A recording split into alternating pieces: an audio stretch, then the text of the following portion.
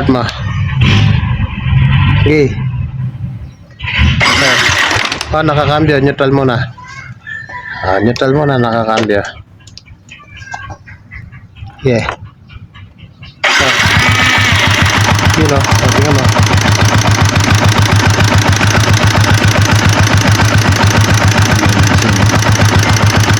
Hindi ito mag-iyo.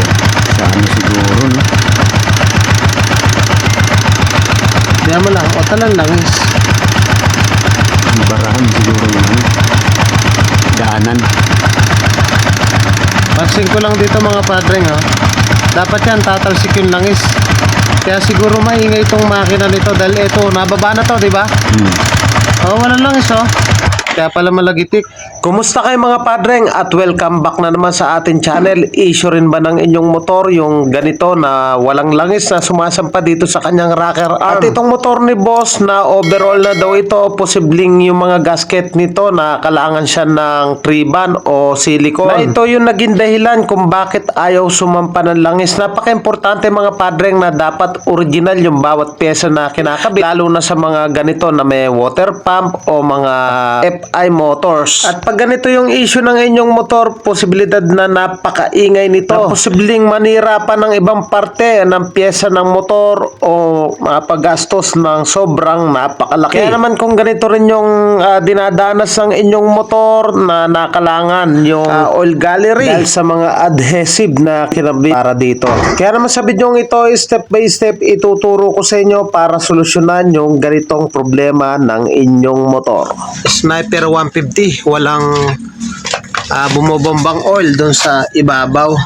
So ang gawin lang natin dyan pag ganyan nangyari sa inyo, so wag muna natin tatanggal yung cylinder head, baklas tayo ng clutch, tapos yung tornilyo dito bubuga natin ng hangin yan. Pero bago natin bugaan, pasukan muna natin ang langis para siya yung tutulo doon sa loob. Tanggalin natin clutch.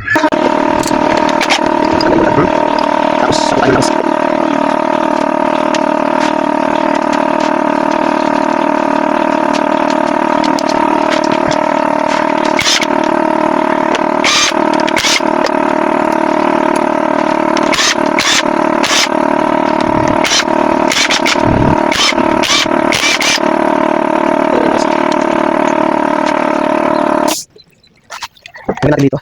Lagyan natin buga ng hangin.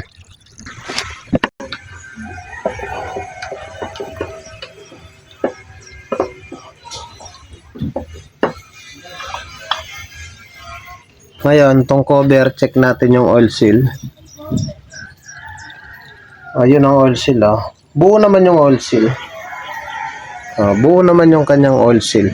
Minsan, ayun may butas dun sa oil seal.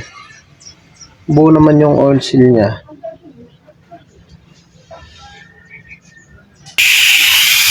Lagyan natin dito. Dapat lalabas dito yan. Ngayon ang gagawin natin, lagyan natin dito ng ng langis. So try natin to, yung kanyang gear oil. Purpose natin, walang sumasampa dito diyan kasi dumadaan yan.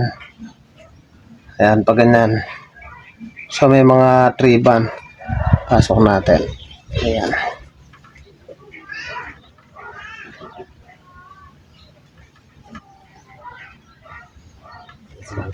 Hindi pa butas.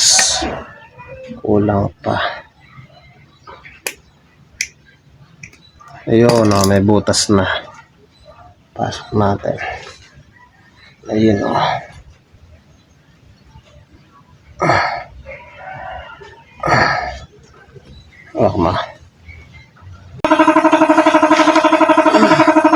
Barado ang pagtawag.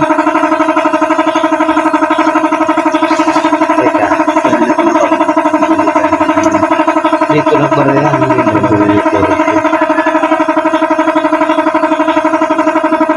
Natin para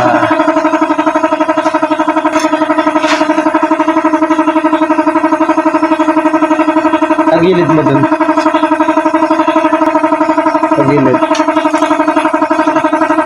Ganyan lang. Hapso ka naman.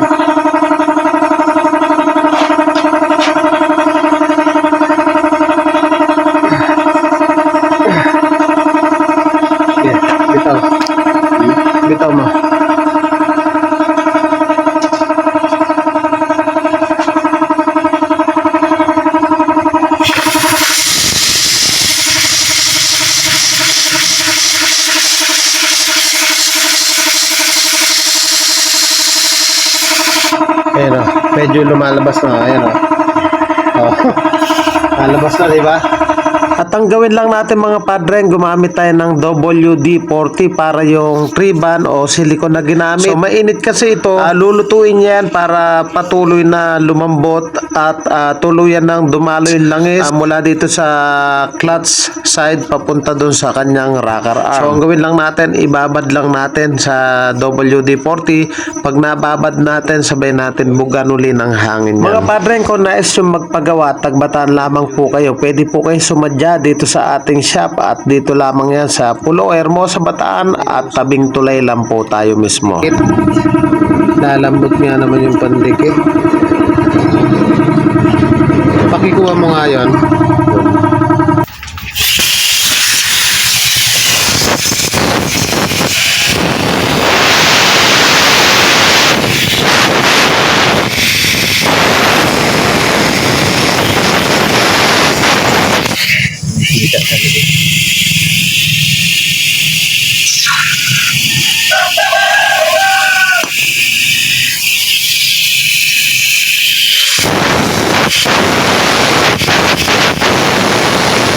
Lumakas mo.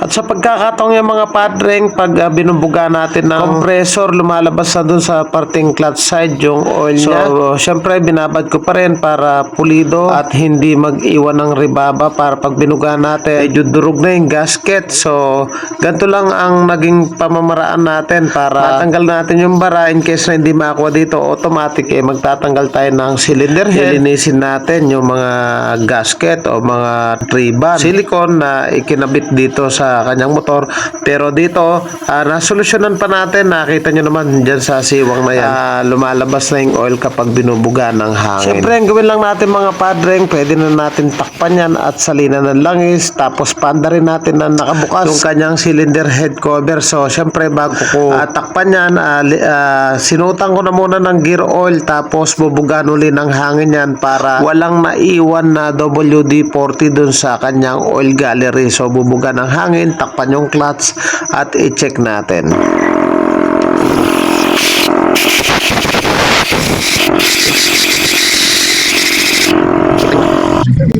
So yung mga padreng, binalik muna namin yung cover, pero kulang-kulang pa yan. Binalik muna namin yung lumang langis. Tatry natin ngayon dito kung lalabas. Sige, start mo. Dapat yan tutulo dito.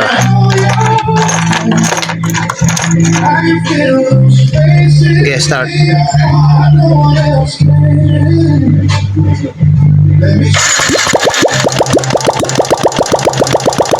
Ayun, no? Okay. Pagyan mo lang. So yung mga padreng, lumabas na yung oil dito sa kanyang cylinder head. Sana may natutunan kayo sa ating video. Maraming salamat sa walang sawang pagsuporta. Thank you po sa inyo. God bless at mabuhay po kayo.